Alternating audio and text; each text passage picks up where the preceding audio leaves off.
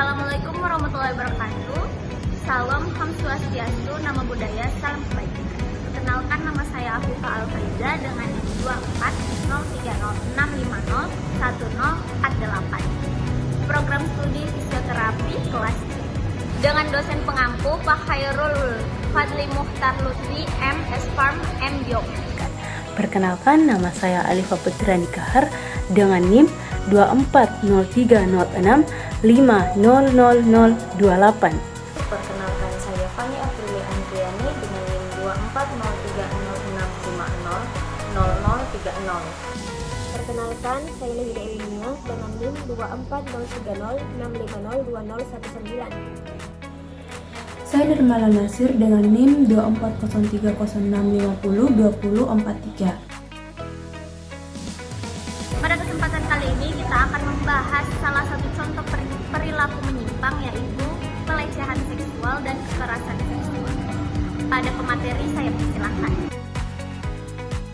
Baiklah, terima kasih kepada moderator. Saya selaku pemateri pertama akan melanjutkan pembahasan mengenai norma-norma yang dilanggar oleh perilaku menyimpang pelecehan seksual.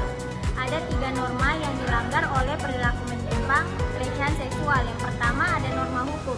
Di Indonesia, pelecehan seksual diatur oleh hukum pidana. Menurut Kitab Undang-Undang Hukum Pidana KUHP pasal 281 sampai dengan 296, tindakan asusila termasuk pelecehan seksual akan dikenakan hukuman pidana. Selanjutnya ada norma sosial. Di Indonesia, norma sosial berkaitan erat dengan adat istiadat dan nilai-nilai yang berlaku di masyarakat. Pelecehan seksual melanggar tata krama dan nilai-nilai yang diterima secara umum, dan tindakan pelecehan seksual ini anggap sangat tidak bermoral. Selanjutnya ada norma agama.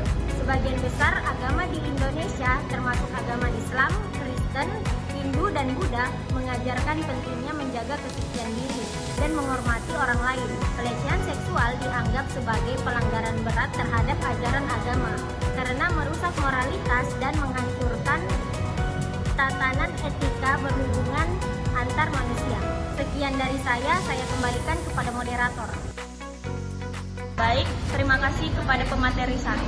Selanjutnya akan dilanjutkan kepada pemateri 2. Kepada pemateri 2 saya persilahkan. Faktor penyebab perilaku menyimpang pada kekerasan seksual.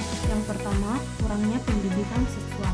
Pendidikan seksual yang tidak memadai di sekolah dan di lingkungan keluarga sering sekali membuat individu tidak memahami batasan perilaku yang layak dalam interaksi sosial. Yang kedua, pengaruh lingkungan sosial. Lingkungan sosial yang primitif terhadap perilaku tidak pantas sangat berkontribusi terhadap terjadinya pelecehan seksual. Yang ketiga, pengaruh media. Media berperan penting dalam membentuk persepsi masyarakat mengenai gender dan perilaku seksual. Baik, terima kasih kepada pemateri kedua. Selanjutnya akan dilanjutkan kepada pemateri ketiga. Kepada pemateri ketiga saya persilahkan. Kemudian yang keempat yaitu ketidakseimbangan kekuasaan. Banyak kasus pelecehan seksual terjadi dalam konteks ketidakseimbangan kekuasaan, seperti hubungan antara atasan dan bawahan, guru dan murid, serta senior dan junior. Kemudian yang kelima yaitu budaya dan tradisi. Budaya dan tradisi masyarakat juga memainkan peran yang sangat penting dalam memicu pelecehan seksual. Dalam beberapa budaya terdapat anggapan bahwa wanita harus tunduk kepada pria yang dapat menciptakan lingkungan yang mendukung pelecehan seksual. Kemudian yang terakhir atau yang keenam yaitu faktor psikologis. Terdapat pula faktor psikologis yang dapat menyebabkan pelaku mungkin memiliki alasan kejiwaan atau trauma masa lalu yang memengaruhi perilaku mereka. Baik, terima kasih kepada pemateri ketiga. Selanjutnya akan dibawakan kepada pemateri keempat. Kepada pemateri keempat saya persilahkan. Saya selaku pemateri keempat akan memaparkan materi tentang penanganan pelecehan seksual. Yang pertama, pendidikan dan kesadaran masyarakat. Yang kedua, penegakan hukum. Yang ketiga, dukungan terhadap korban. Yang keempat, perbaikan kebijakan institusi. Yang kelima, pemberdayaan perempuan dan pelestarian gender, dan yang terakhir penggunaan teknologi. Itulah pemaparan dari saya kembalikan kepada moderator.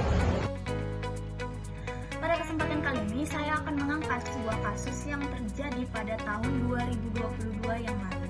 Yang mana kasus tersebut adalah pelecehan seksual dan kekerasan seksual terhadap 13 santriwati di Bandung.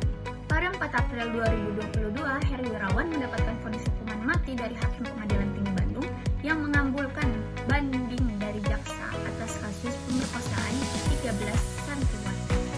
Heri juga diwajibkan untuk membayar uang pengganti rugi atau restitusi. Yang mana restitusi yang harus dibayar oleh Heri adalah senilai 300 juta lebih. Setiap korban yang jumlahnya 13 orang akan mendapatkan restitusi dengan nominal yang beragam. Vonis yang diterima Heri lebih berat dari putusan Pengadilan Negeri Bandung yang menuntutnya penjara seumur hidup pada Februari lalu, sedangkan jaksa penuntut umum menuntut Heri dengan hukuman mati. Jaksa lalu mengajukan banding terkait vonis hukuman seumur hidup pada Pengadilan Tinggi Bandung.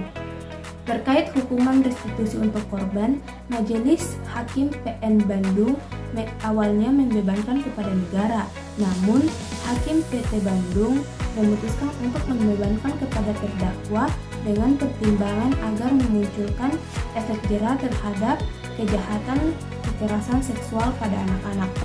Dalam sidang vonis yang digelar di Bandung, Hakim Ketua Yohanes Purnomo Suryo menyatakan Heri terbukti bersalah karena telah memperkosa 13 santriwati yang merupakan anak didiknya, 8 korban diantaranya, sampai melahirkan 9 orang anak. Hakim kemudian menjatuhkan hukuman penjara seumur hidup terhadap Heri karena telah melanggar pasal 81 ayat 1, ayat 3, dan juga ayat 5.